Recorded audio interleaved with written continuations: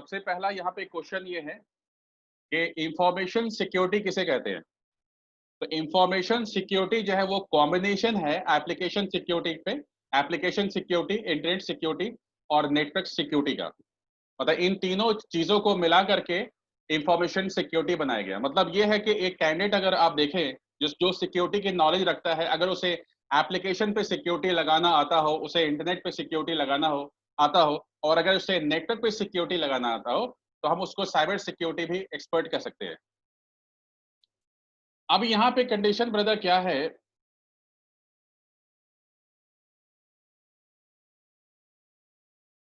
अब यहाँ पे कंडीशन ये है कि अगर कहीं पे किसी भी तरह का नेटवर्क में अटैक होता है, तो नेटवर्क में अटैक का मतलब यह होता है कि आपके कॉन्फिडेंशियल डेटा को अनऑथराइज यूजर चुरा रहा है।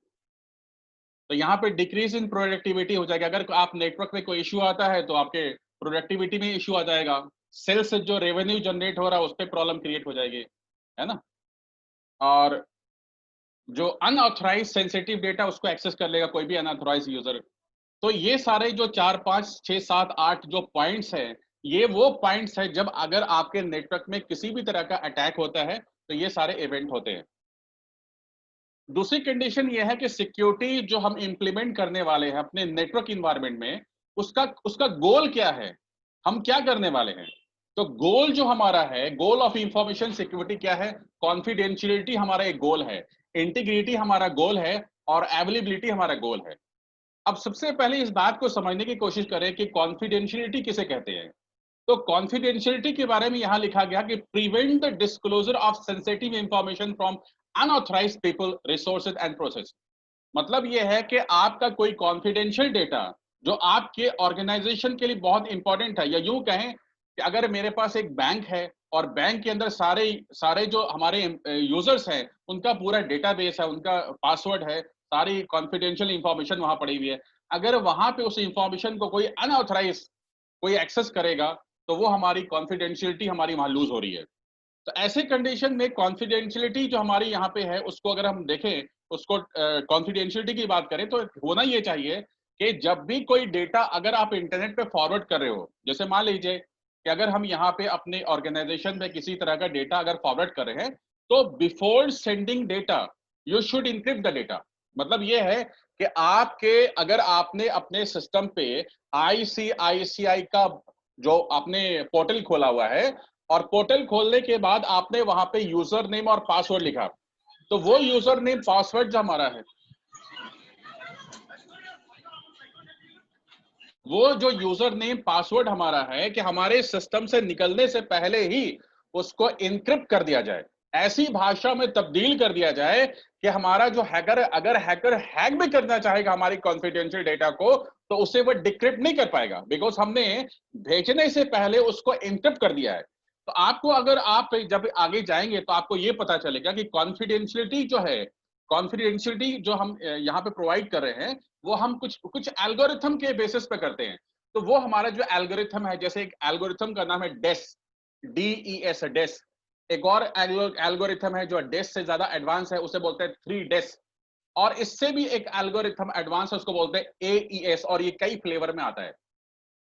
ये जो आप एल्गोरिथम जो हमने बताए फिलहाल हैं, डेस, 3 डेस और AES, इन तीनों का बेसिक काम ये है कि आप कोई डेटा जो फॉरवर्ड करने जा रहे हो उसको भेजने से पहले उस डेटा को आप इनक्रिप्ट कर दोगे। तो ये हमारा कॉन्फिडेंशियलिटी, जो कॉन्फिडेंशियलिटी प्रोवाइड कर रहे हैं वो ये है कि अगर हम यहाँ पे हमारे यूजर्स जो है, हमारे यूजर्स ही हमारे डेटा को एक्सेस करें, हमारा जो कोई भी अनऑथराइज जो हमारा यूजर्स है हमारे कॉन्फिडेंशियल डेटा को एक्सेस ना कर सके। इसके लिए बेहतरीन ऑप्शन ये है कि कॉन्फिडेंशियलिटी के लिए आप ऐसा करें कि कोई भी डेटा अगर फॉरवर्ड करें इंटरनेट पे, तो before sending the data you should encrypt the data. And यहाँ पे जो एल्गोरिथम यूज होगा वो डेस होगा, 3 डेस होगा और AES होगा। इंटीग्रिटी, इंटीग्रिटी का मतलब क्या होता है, द प्रोटेक्शन ऑफ, इंटीग्रिटी को समझ लें हम लोग यहाँ पे, the protection of system information of process from intentional और एक्सीडेंटल मॉडिफिकेशन। मतलब ये हुआ कि आप कोई इंफॉर्मेशन को इंटरनेट पे भेज रहे हैं, आप अपने अपने नेटवर्क से कोई कॉन्फिडेंशियल डेटा जो है आप इंटरनेट पे भेज रहे हो, लेकिन वहीं पे एक हैकर बैठा हुआ है, और वो क्या करता है कि वो जो डेटा फॉरवर्ड हो रहा है इंटरनेट पे, वहां पे कुछ इंफॉर्मेशन, अपनी इंफॉर्मेशन को ऐड कर देता है। ऐड करने का मतलब ये होता है कि वो अपनी तरफ सेशन जनरेट करना चाहता है। पहले जो सेशन जनरेट किया हुआ है वो हमारे और सर्वर के बीच में है, लेकिन यहां पे ये चाहता है कि जब हमारे क्लाइंट की तरफ से कोई रिक्वेस्ट जाए सर्वर पे, तो वो क्या करता है, जो डेटा जा रहा है उसके साथ कोई इंफॉर्मेशन ऐड कर दे, और ऐड करने के बाद सर्वर से खुद अपना सेशन जनरेट कर ले। तो यहाँ पे इस तरह का जो मॉडिफिकेशन है, जो डेटा फॉरवर्ड करें इंटरनेट पे, उस पे कोई इंफॉर्मेशन ऐड कर दिया जाए, कुछ मॉडिफिकेशन कर दिया जाए अलग से सेशन क्रिएट करने के लिए, तो यहाँ पे कुछ एल्गोरिथम, यहाँ पे भी कुछ प्रोटोकॉल वगैरह यूज होता है, जिसको हम बोलते हैं MD5 और शॉ। MD5 एक प्रोटोकॉल है, मैसेज डाइजेस्ट प्रोटोकॉल है, और यहाँ पे उसका एक एडवांस वर्जन है SHA शॉ। तो ये दोनों जो प्रोटोकॉल है इंटीग्रिटी के लिए यूज किए जाते हैं। और जो नेक्स्ट ऑप्शन है हमारे सिक्योरिटी का जो गोल है वो अवेलेबिलिटी है। अवेलेबिलिटी का मतलब होता है the assurance that system and data are accessible by authorised user when needed. मतलब आपकी ऑर्गेनाइजेशन के अंदर आपका सर्वर है, आपका पूरा एक नेटवर्क है, आपका डेटा है। अगर आप इस तरह से नेटवर्क को डिजाइन करें कि आपके उस डेटा को सिर्फ और सिर्फ ऑथराइज ही यूजर एक्सेस कर सके जिस वक्त भी, मतलब हम अगर रात के 12 बजे भी एक्सेस करना चाहे, रात के 2 बजे भी एक्सेस करना चाहे, दिन के 2 बजे भी एक्सेस करना चाहें, जिस वक्त हम चाहें, हम अपने डेटा को, जो मेरा कॉन्फिडेंशियल डेटा है, उस डेटा को हम किसी भी वक्त जो है उसको, जो हमारा ऑर्गेनाइजेशन का ऑथराइज यूजर है, वो उसे एक्सेस करे। इसे हम अवेलेबिलिटी कहते हैं। तो ये तीनों चीजों को मिला करके जो है हमारा गोल है, हमारे गोल क्या है। वेट करें थोड़ा, ये बच्चे लोग भी जो है थोड़ा सा लेट आते हैं। तो ये हमारे पास जो गोल है वो कॉन्फिडेंशियलिटी है, इंटीग्रिटी है। अब बताइए, मैं 6 बजे का टाइम देता हूँ और ये लोग लेट आते हैं। तो मेरा जो कॉन्फिडेंशियलिटी है, इंटीग्रिटी है और अवेलेबिलिटी है, इन तीनों चीजों को मिला करके हमारा गोल बनता है इंफॉर्मेशन सिक्योरिटी का। दूसरी कंडीशन यहाँ पे जो है रिस्क मैनेजमेंट की बात कर रहे हैं। तो रिस्क मैनेजमेंट का मतलब ये होता है कि आपकी ऑर्गेनाइजेशन में, आप अपने ऑर्गेनाइजेशन में जो फायरवॉल आप डिप्लॉय करने वाले हो, आप डिप्लॉय करने से पहले सबसे पहले तो आप पेपर वर्क करोगे। पेपर वर्क का मतलब होता है कि हमारी ऑर्गेनाइजेशन में हमारा फाइल सर्वर कहाँ पे होगा, हमारा प्रिंट सर्वर कहाँ पे होगा, हमारे पास कितने यूजर्स हैं, हमारे पास कितने डिपार्टमेंट हैं, हमारे कितने वीलन बनेंगे। अब कंडीशन ये है कि हमारा जो कॉन्फिडेंशियल डेटा वो कहाँ रहेगा, हमारे फायरवॉल के किस इंटरफेस पे लगेगा, हमारे इनसाइड लगेगा या हमारे डीएमजी इंटरफेस पे लगेगा, हमारी पॉलिसी किस तरह से बनेगी। तो ये सारी की सारी इंफॉर्मेशन जो है हमें देखनी पड़ती है, पेपर वर्क करना होता है हमारे नेटवर्क को एस्टैब्लिश करने से पहले। तो अब यहाँ पे ये भी देखना है मुझे, जब हम पेपर वर्क कर रहे हैं तो मुझे ये भी देखना है कि मेरा रिस्क कितना होगा। रिस्क का मतलब होता है कि अगर इंटरनेट से अगर कोई हैकर आ रहा है, तो हमारा डेटा कहाँ पे ज्यादा सिक्योर होगा, हमारे इनसाइड में, हमारे फायरवॉल के इनसाइड इंटरफेस पे सेव होगा, या हमारे फायरवॉल के डीएमजी इंटरफेस पे होगा। तो हमें इसको प्रॉपर वे में समझना है। और ये तो रिस्क हो गया। लेकिन अब रिस्क के अलावा हमारे पास थ्रेट है। थ्रेट का मतलब यह है कि हमारे नेटवर्क में किस किस तरह के इश्यू आ सकते हैं। लेकिन थ्रेट को समझने से पहले हमें वल्नरेबिलिटीज को समझना होगा। वल्नरेबिलिटीज क्या है? वल्नरेबिलिटीज जो है बेसिकली अगर देखा जाए तो वल्नरेबिलिटीज बोलते हैं वीकनेस को।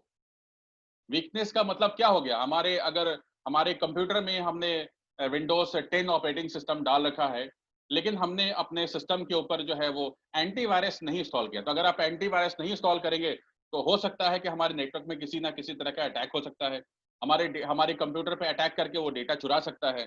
तो ये जो वीकनेस है, उस वीकनेस को हम वल्नरेबिलिटीज कहते हैं। प्लस हमारे राउटर में जो है हमारे इश्यूज है, हमारे राउटर में कुछ प्रॉब्लम है, या हमारा जो राउटर है उसके अंदर जो कुछ पोर्ट हैं, हमारे जो फायरवॉल है उसके अंदर कुछ पोर्ट हैं, हमारे फायरवॉल के कुछ पोर्ट जो हैं वो यूज्ड हैं, लेकिन कुछ हमारे पोर्ट जो है वो अनयूज है, लेकिन वो ओपन है। ऐसी कंडीशन में जो हमारे फायरवॉल के अंदर जो अनयूज पोर्ट है, बेहतर तरीका ये है कि उस पोर्ट को हम उसको डिसेबल कर दें। तो कहने का मतलब वल्नरेबिलिटीज का मतलब होता है कि हमारे जो हमारे नेटवर्क के अंदर जो वीकनेस है, हमारे ऑपरेटिंग सिस्टम के अंदर वीकनेस है, हमारे राउटर के अंदर वीकनेस है, हमारे फायरवॉल के अंदर वीकनेस है, इस वीकनेस को हम वल्नरेबिलिटीज कहते हैं। अब ये जो सबसे पहली बात आपको ये भी मालूम होना चाहिए कि हमारी सिक्योरिटी डिवाइस में जो अटैक होते हैं, अटैक करने के लिए भी आपने इथिकल हैकिंग कोर्स जो हमारा है, इथिकल हैकिंग के अंदर बेसिकली क्या होता है कि उसके अंदर कई सारे टूल होते हैं। उस टूल के द्वारा हमारे नेटवर्क पे कोई भी अटैक कर सकता है। हमारे उस टूल के द्वारा जो भी हमारे इथिकल हैकिंग के अंदर टूल्स आते हैं, उस टूल्स के द्वारा वो हमारे फायरवॉल के अंदर जो पोर्ट, हमारे जो ओपन पोर्ट हैं, उसको वो मालूम कर सकता है। हमारे हमारे हमारे उस टूल के द्वारा हमारे डोमेन नेम हमारा मालूम कर सकता है, हमारी ऑर्गेनाइजेशन का वो आईपी एड्रेस मालूम कर सकता है, मतलब हमारी काफी सारी इंफॉर्मेशन को वो कलेक्ट कर सकता है। और जो कलेक्ट इंफॉर्मेशन करने के बाद ही वो अटैक करता है। तो इसे हमें ये समझना है कि जो हमारे ऑर्गेनाइजेशन के अंदर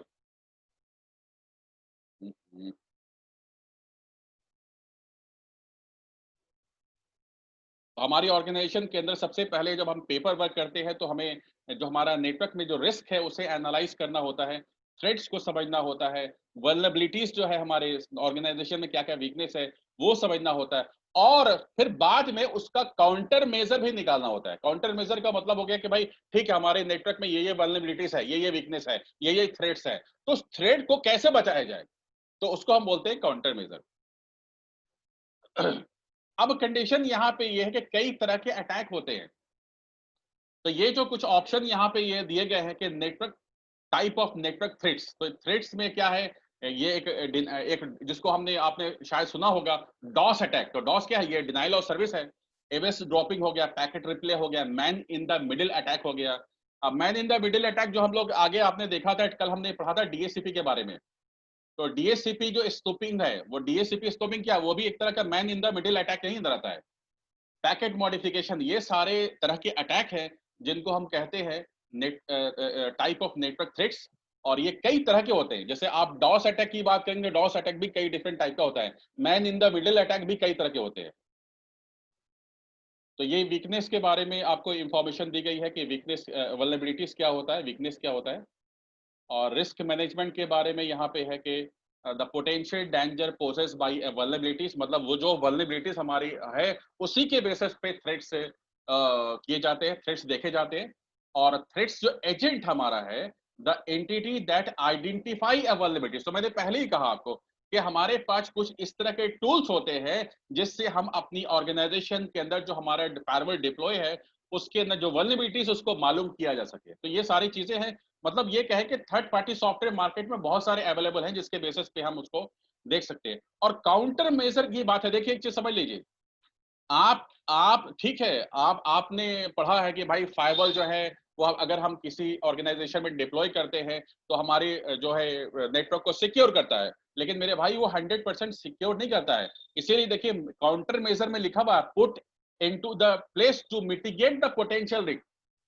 मिटिगेट का मतलब वो कम कर सके, जो रिस्क हम उसका कम हो सके। मतलब 100% कोई भी सिक्योरिटी नहीं प्रोवाइड करता। अगर 100% हमारा फायरवॉल अगर सिक्योरिटी प्रोवाइड अगर करता तो आप खुद ही देख रहे कितने तरह के नए नए अटैक्स होते रहते हैं इवन फायरवॉल लगाने के बावजूद।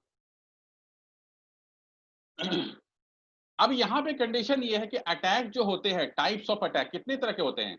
एक हमारा एक्सटर्नल अटैक है और एक हमारा इंटरनल अटैक है। मतलब आप बाहर से भी अटैक कर सकते हैं। और इंटरनल का अटैक का मतलब होता है कि हमारे ही ऑर्गेनाइजेशन के अंदर हमारे ही एम्प्लॉय में से कोई ऐसा यूजर है जो हमें जो है हमें ही नुकसान पहुंचा रहा है, तो वो हमारा इंटरनल अटैक कहेगा।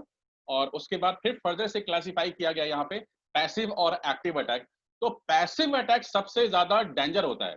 डेंजर का मतलब ये होता है कि एक जो हैकर है वो अटैक कर रहा है आप और आपको पता ही नहीं चल रहा है। अगर पैसिव अटैक का मतलब होता है कि वो अटैक तो कर रहा है लेकिन आपको पता नहीं चल रहा है, तो ये तो डेंजर हो गया ना भाई। अब कैसे ये हो रहा है यहाँ पे, अगर आप किसी भी डिवाइसेस पे अटैक करना चाहते हैं तो अटैक करने से पहले सारी इंफॉर्मेशन तो पहले जो हमारा जो जिसको मेरा विक्टिम हम जिसको बनाने जा रहे हैं उसको पहले तो हम क्या करेंगे, उसकी सारी इंफॉर्मेशन को पहले गैदर करेंगे ना। तो किसी भी नेटवर्क पे अटैक करने से पहले सारी इंफॉर्मेशन को निकालना इज कॉल्ड पैसिव अटैक। जिसमें हम हमारे जिस फायरवॉल पे या जिस डिवाइसेस पर अटैक करना चाहते हैं उसके पासवर्ड मालूम करना, ट्रैफिक जो हमारी जा रही है उसमें क्या पैकेट में उस ट्रैफिक जो फॉरवर्ड हो रही है हमारे क्लाइंट से सर्वर, उसको एनालाइज करना, मालूम करना कि यूजर नेम क्या जा रहा है, पासवर्ड क्या जा रहा है, डेटा को कैप्चर करके पता करना।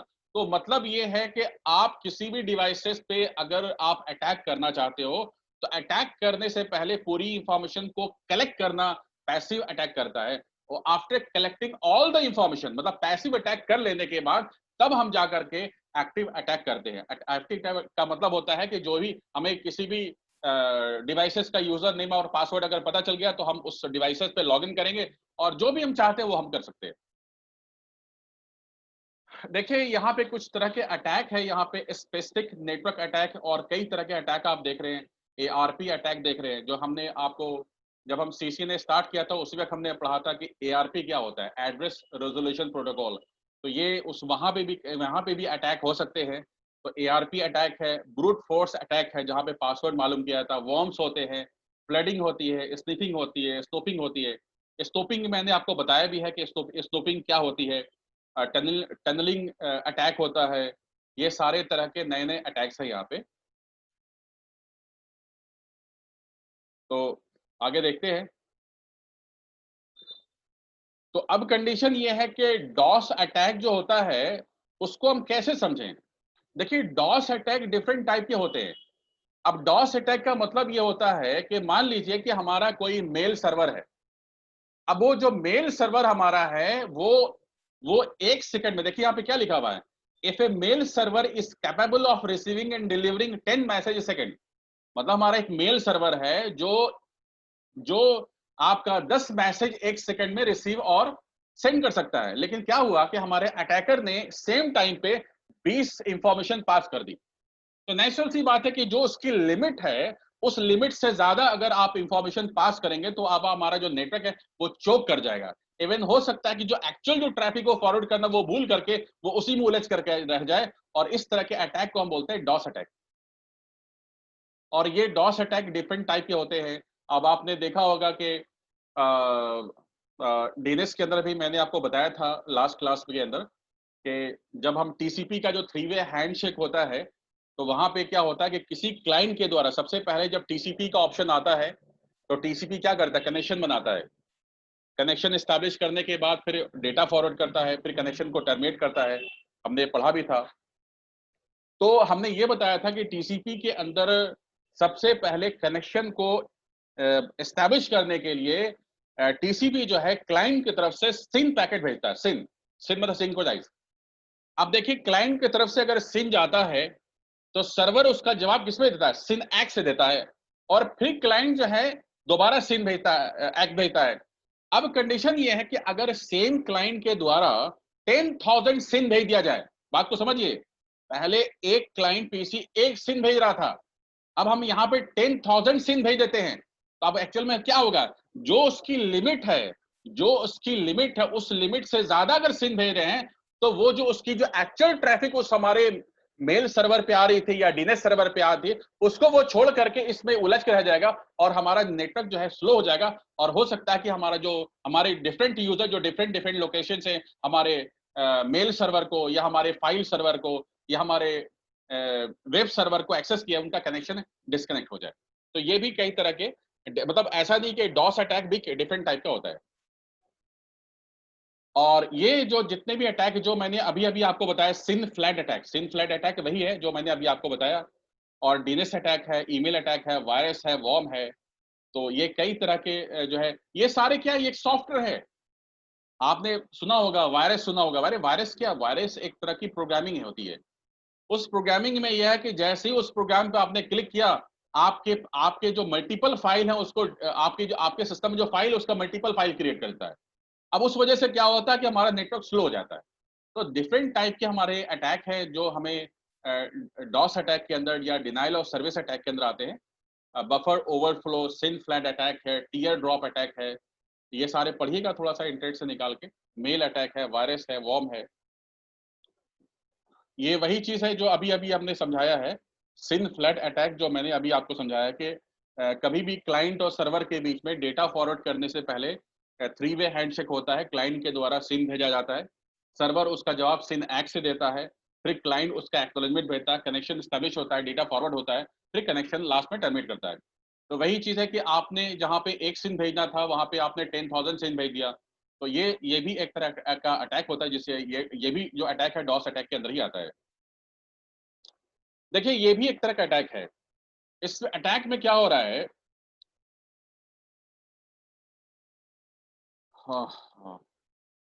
इस अटैक में क्या हो रहा है कि देखिए, ये जो आईपी है 172.1.2, ये जो आप आईपी देख रहे हैं, इस राउटर के इंटरफेस की आईपी है 172.18.1.2, ये आईपी है। कहाँ की इसकी आईपी है? राउटर की आईपी है। लेकिन यहाँ पे एक हैकर जो है वो क्या करता है, जो राउटर की आईपी है वो अपनी वो आईपी बनाता है, सोर्स आईपी 172.18.1.2। और वो क्या करता है कि हमारी ऑर्गेनाइजेशन के अंदर जितने भी डिवाइसेस हैं उनको वो ब्रॉडकास्ट कर देता है। तो नेचुरल सी बात है, ये थोड़ा मेरे माउस में प्रॉब्लम हो गई है, इस वजह से भी दिक्कत होती है।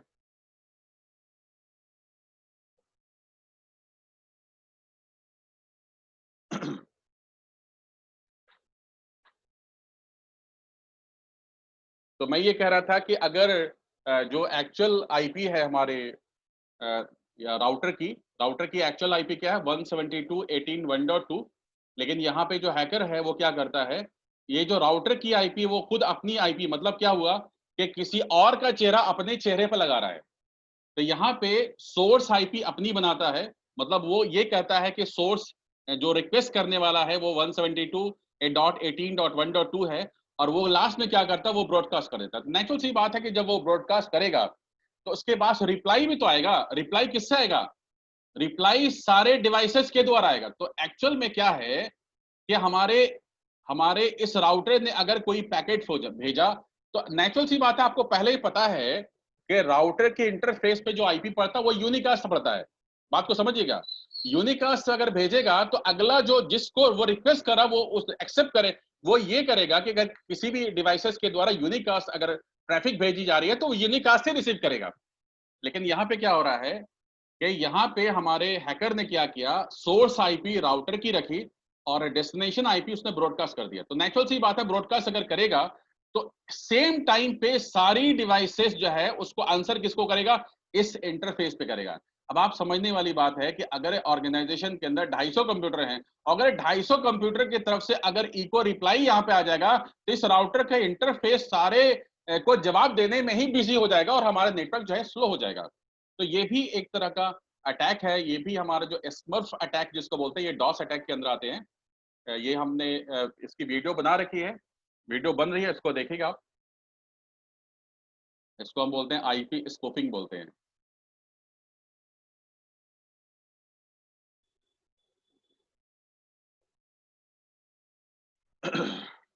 तो ये कुछ अटैक है जिनके द्वारा आप जो है पता कर सकते हो कि हमारे नेटवर्क पे कौन से पोर्ट ओपन है, क्या है, वल्नरेबिलिटीज क्या है। वो सारी चीज जो है, ये सारे सॉफ्टवेयर हैं, ये सारे थर्ड पार्टी सॉफ्टवेयर हैं जिनके द्वारा हम पता कर सकते हैं। दूसरी कंडीशन यहाँ पे ये है कि अगर मुझे नेटवर्क में अगर राउटर इंप्लीमेंट करना हो, तो एक तो कंडीशन ये है कि ये हमारा इंटरनेट है, समझ गए? एक तो कंडीशन ये है कि ये हमारा इंटरनेट है और ये हमारा जो है ये लैन इंटरफेस है। तो आप यहाँ बीच में राउटर भी प्लेस कर सकते हैं, तो मैंने यहाँ पे राउटर प्लेस कर दिया यहाँ पे। दूसरी कंडीशन ये है कि आपका ये इंटरनेट है, ये इंटरनेट है, आप क्या करते हैं, इंटरनेट का कनेक्शन जो है राउटर पे टर्मिनेट करते हैं।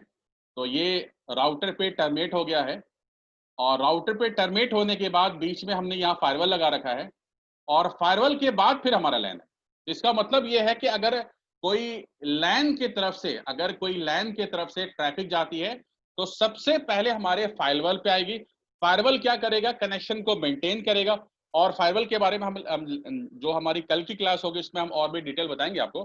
तो हमारे हमारे लैन की तरफ से जब रिक्वेस्ट फॉरवर्ड की जाती है इंटरनेट की तरफ, तो बीच में पहले फायरवॉल आता है, फायरवॉल कनेक्शन को मेंटेन करता है, और मेंटेन करने के बाद राउटर के पास भेजता है, राउटर जो है ट्रैफिक को इंटरनेट पे भेज देता है। तो हमारे पास ये दो अप्रोच है। अगर हमारे पास सिर्फ राउटर की फैसिलिटी नहीं है तो हम ये भी अप्रोच यहाँ पे यूज कर सकते हैं कि यहाँ पे सिंगल राउटर अप्रोच है। लेकिन अगर हम बीच में सिक्योरिटी इंप्लीमेंट कर रहे हैं तो राउटर से पहले हम अपनी लैन से पहले हम फायरवॉल कनेक्ट करेंगे और फायरवॉल के आगे हम राउटर लगाएंगे। तीसरी कंडीशन ये भी है कि हम अगर जो है नेटवर्क में सिक्योरिटी, अब हम आपको समझा रहे हैं यहाँ पे। मान लीजिए कि मेरा एक मेल सर्वर है यहाँ पे, मान लीजिए कि एक मेल सर्वर है और इस मेल सर्वर को, ये हमारा मेल सर्वर है और ये मेल सर्वर कनेक्ट है हमारे इंटरनेट, सॉरी गलती कर दिया मैंने यहाँ पे, मेरा जो मेल सर्वर है वो लैन की तरफ है मान लीजिए। अब कंडीशन ब्रदर क्या है कि अगर मान लीजिए कि कोई यूजर बाहर से आता है, इंटरनेट से आता है, इंटरनेट से आया, राउटर पे आया, राउटर से फायरवॉल पे आया और फायरवॉल से हमारे लैन की तरफ जाकर के अगर हमारे मेल सर्वर को एक्सेस कर रहा है, और आपको ये पता है कि हमारी ऑर्गेनाइजेशन के अंदर जितने भी कॉन्फिडेंशियल डेटा होते हैं वो हमारे लैन की तरफ ही होते हैं। अब अगर मान लीजिए ऐसी कंडीशन यहाँ पे हो जाए कि आपके जो नॉर्मल यूजर हैं वो भी लैन की तरफ है और जो आपका जो मेल सर्वर है वो भी आपका जो है लैन की तरफ हो जाए, तो आप जो है यहाँ पे सिक्योरिटी प्रोवाइड नहीं कर पा रहे हैं। बिकॉज अगर आपका ऐसा सर्वर जो आप चाहते हैं कि दुनिया का हर आदमी उसको एक्सेस करे और अगर आप उसको लैन की तरफ रखते हैं, आप इनसाइड इंटरफेस की तरफ रखते हैं, तो आप सिक्योरिटी प्रोवाइड नहीं कर रहे हैं। तो ऐसी कंडीशन में हमारे फायरवॉल में एक और स्पेशल इंटरफेस होता है जिसे हम डीएमजी कहते हैं, डीएमजी। तो अब कंडीशन ये है कि ये हमारा इंटरनेट की तरफ से अगर कोई यूजर आता है तो जो भी हमारे सर्वर होंगे, जैसे मान लीजिए कि हमारा फाइल सर्वर है तो हम क्या करेंगे, फाइल सर्वर को डीएमजी इंटरफेस पे रखेंगे। अगर हमारे पास कोई मेल सर्वर है तो उसे हम डीएमजी इंटरफेस पे रखेंगे। तो जो भी सर्वर होते हैं उनको हम डीएमजी पे रखेंगे। तो अगर कोई यूजर जो बाहर की तरफ से आता है, इंटरनेट से आता है और कोई हमारे मेल सर्वर या फाइल सर्वर को एक्सेस करना चाहता है तो वो यहां से आएगा और ये हमारे सर्वर को एक्सेस करेगा। अब कंडीशन ये है कि मैंने ऐसी पॉलिसी बना रखी है, हमने फायरवॉल में ऐसी पॉलिसी बना रखी है कि कोई भी बाहर से अगर आता है तो हमारे फायरवॉल को वो इजी एक्सेस कर लेता है। लेकिन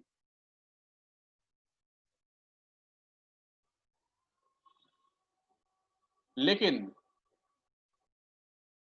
लेकिन अगर मान लीजिए कि अगर हमारा जो सर्वर है अगर हम उसे इनसाइड रखते तो इसका मतलब ये कि हम फुल सिक्योरिटी प्रोवाइड नहीं कर रहे थे। तो बेहतर ऑप्शन क्या यहाँ पे है, बेहतर ऑप्शन यहाँ पे ये है कि आपका कोई भी सर्वर चाहे वो मेल सर्वर हो, चाहे आपका फाइल सर्वर हो, चाहे आपका कोई भी सर्वर हो, उन सर्वर को जिन्हें आप चाहते हो कि इंटरनेट का कोई भी यूजर उसे एक्सेस करे तो आप उसको हम डीएमजी पे रखेंगे और हमारे जो कॉन्फिडेंशियल डेटा है, जो हमारा सिक्योरिटी जोन है वो हम लैन की तरफ है, हमारे सारा कॉन्फिडेंशियल डेटा जो है वो यहाँ पर रहेगा हमारे लैन की तरफ।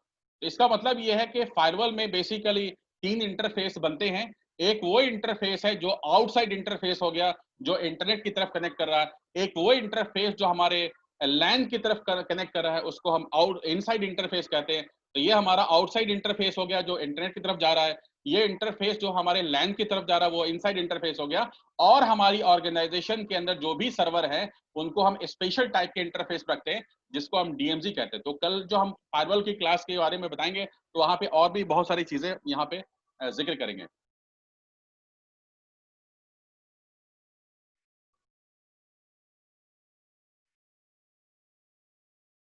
दूसरी कंडीशन ये है ब्रदर यहाँ पे कि दूसरी कंडीशन यहाँ पे ये है कि बेहतर ऑप्शन क्या होता है सिक्योरिटी प्रोवाइड करने का। बेहतर ऑप्शन ये होता है कि आपकी जो डिवाइस है उसको आप क्या करें, सिक्योर करने के लिए क्या करेंगे, आप रूम को लॉक कर दें। जो भी आपका डेटा सेंटर सर्वर है अगर आप चाहते हैं उसको बेहतर रखना, आप चाहते हैं कि कोई भी सिर्फ ऑथराइज ही जो एडमिनिस्ट्रेटर वही एक्सेस करे, तो बेहतर ये है कि जो भी डिवाइसेस जहाँ पे है एक रूम के अंदर उसको लॉक करके रखें। दूसरी कंडीशन ये है कि आप अगर पावर सप्लाई दे रहे हैं तो आप वहाँ पे उसको बैकअप पावर भी दें कि अगर मान लीजिए इनकेस अगर पावर सप्लाई डाउन हो जाती है तो मेरा जो बैकअप जो है वो सप्लाई करना चालू कर देगा। तो ये भी एक तरह की सिक्योरिटी है।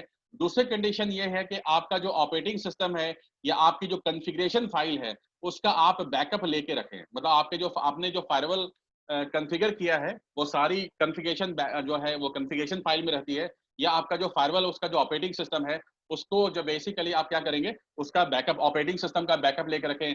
आप जो है वीकली या बेहतर ऑप्शन है कि आप हर 2 दिन 3 दिन पे आप जो है वो कॉन्फ़िगरेशन फाइल का बैकअप ले लें। तो ये सारी चीज़ें एक तरह से सिक्योरिटी प्रोवाइड करती है।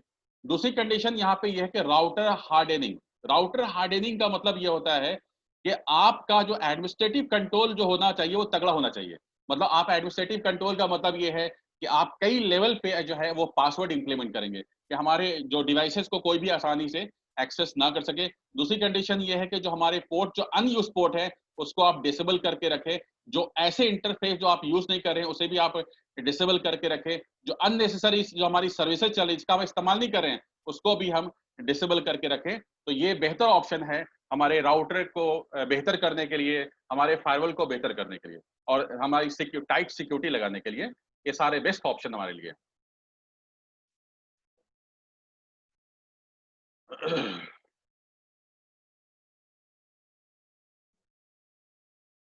दूसरी कंडीशन ये है कि आप अपने फायरवॉल को देखेंगे कि जो भी डिवाइस, चाहे फायरवॉल हो चाहे राउटर हो, दो तरह से उसको आप एक्सेस कर सकते हैं।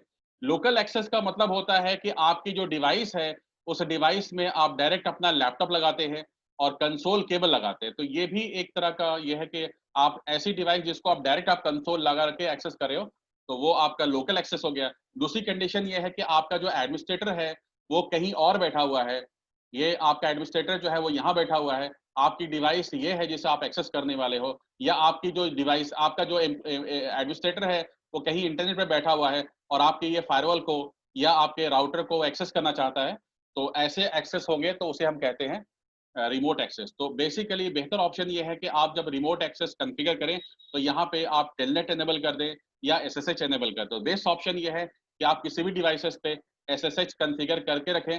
उससे बेहतर ऑप्शन होता है कि आपका जो कम्युनिकेशन होता है वो सिक्योर होता है। आप टेलनेट इनेबल करेंगे तो आपका जो कम्युनिकेशन होगा वो प्लेन टेक्स्ट में होगा। तो बेहतर ऑप्शन ये है कि आप कहीं पे आप जब मैनेजमेंट इंटरफेस कॉन्फ़िगर कर रहे हैं तो आपके लिए बेहतर ऑप्शन होता है कि एसएसएच कॉन्फ़िगर करें रिमोट यूज़र के लिए। और यहाँ पे कई सारा ऑप्शन है जो हम पहले आपको बता चुके हैं कि किस तरह से पासवर्ड लगाते हैं सिक्योरिटी प्रोवाइड करने के लिए।